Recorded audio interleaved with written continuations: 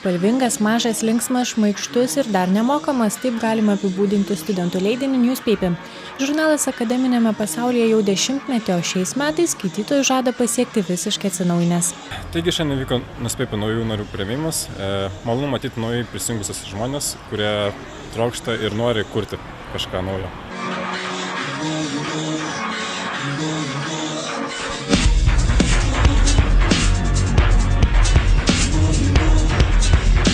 Prie Newspaper komandos prisijungė 10 aktyvių studentų, tačiau ne visi jie yra iš Kauno technologijos universiteto.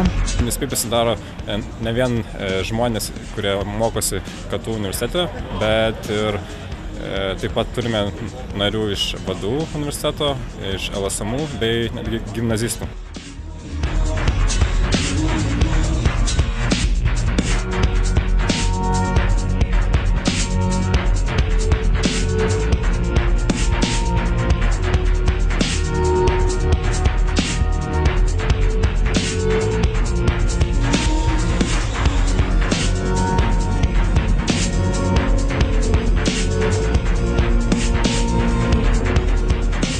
Kas mėnesį išeinantis žurnalas leidžiamas 4000 tiražu.